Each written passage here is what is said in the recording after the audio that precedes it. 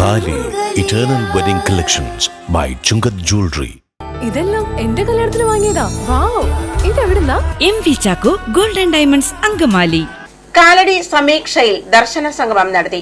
Doctor Augustine Joseph ഫൗണ്ടേഷന്റെ ആഭിമുഖ്യത്തിലാണ് സംഗമം സംഘടിപ്പിച്ചത്. ആത്മീയ പ്രഭാഷകൻ ഷൗക്കത്ത് പരിപാടിക്ക് നേതൃത്വം നൽകി. അഗസ്റ്റിൻ ജോസഫ് എന്ന് പറയുന്നവരുടെ ഒരു നവതിയുമായിട്ട് ബന്ധപ്പെട്ടുകൊണ്ട് പല മതസാരവുമേകം എന്ന ദർശനത്തെ മുമ്പോട്ട് വെച്ചുകൊണ്ടിട്ടുള്ള ഒരു ദാർശനിക സമ്മേളനമാണ് ഇവിടെ നടക്കുന്നത്. സൂഫിസം, ബുദ്ധിസം, ക്രിസ്തുമതത്തിലെ മിസ്റ്റിസിസം, നാരായണ ഗുരുവിൻ്റെ ദർശനങ്ങൾ തുടങ്ങി താവോയിസം തുടങ്ങി എല്ലാ തരത്തിലുമുള്ള ദർശനങ്ങളുടെയും അന്തസ്സാരമായിട്ടിരിക്കുന്നത് മനുഷ്യനെ മൊത്തം സമാധാനത്തിലേക്ക് കൊണ്ടുപോകാൻ സഹായിക്കുന്ന കാര്യങ്ങളാണ് എന്ന് വെളിപ്പെടുത്തുന്ന ഒരു ദർശന സംഗമമാണ് ഇവിടെ നടക്കുന്നത്. എല്ലാ വ്യത്യസ്തതകൾക്കും ഒരുമിച്ചിരിക്കാൻ കഴിയും. കാരണം എല്ലാ ദർശനങ്ങളും രൂപപ്പെട്ടിട്ടുള്ളത് സമാധാനത്തെ കേന്ദ്രമാക്കിക്കൊണ്ടാണ്.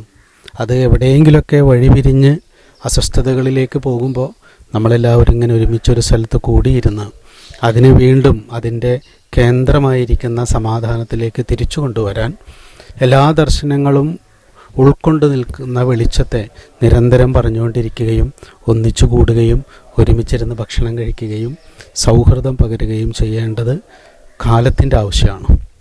അതിൻ്റെ പ്രവർത്തനങ്ങൾ പലരും പലയിടത്തും നടത്തുന്നുണ്ട്. അതുപോലെ ഒരു പരിപാടിയാണ് ഇവിടെ നടക്കുന്നത്. പല മതസാരവും ഏകം എന്ന ദർശനത്തെ സമൂഹത്തിലേക്ക് എത്തിക്കാനും അവരവരുടെ ജീവിതത്തിലേക്ക് എത്തിക്കാനും സഹായിക്കുക എന്നുള്ളതാണ് ഇവിടെ നടക്കുന്ന ഈ പരിപാടിയുടെ പ്രധാന ഉദ്ദേശം. ഭാരതീയ ദർശനം, നാരായണീയ ദർശനം, ബുദ്ധ ദർശനം, സൂഫിയം, നവക്രൈസ്തവ ദർശനം, ചാർവാക ദർശനം എന്നീ വിഷയങ്ങളാണ് അവതരിപ്പിച്ചത്. മനുഷ്യൻ അഹങ്കാരിയാവുന്നതിന് മുമ്പ് മനുഷ്യൻ അഹങ്കാരിയാവുന്ന ആൾക്ക് തെറ്റുകളിലേക്ക് നയിക്കുക എന്ന അത്തരം ചോദനകൾ ഉണ്ടാക്കി തരുന്ന പല കൺസെപ്റ്റുകളും ഇവിടെ പറയുകയുണ്ടായി.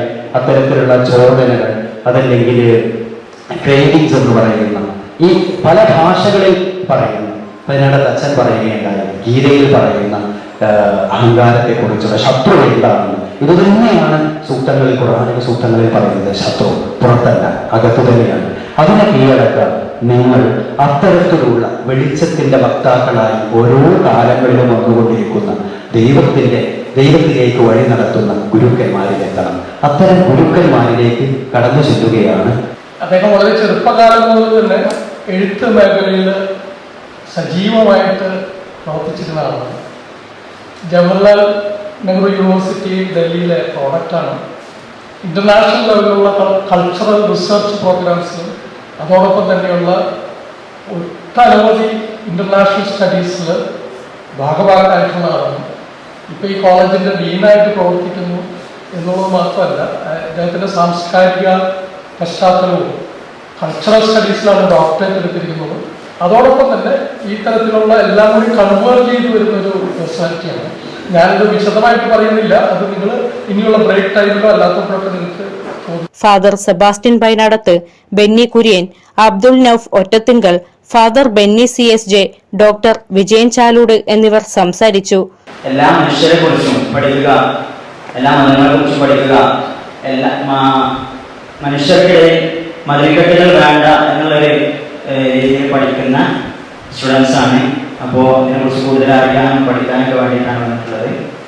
സമീക്ഷയുടെ കാര്യം തുറക്കുന്നത് പ്രവർത്തിക്കുന്നു. എല്ലാം അറിയാൻ വേണ്ടി മാത്രമാണ്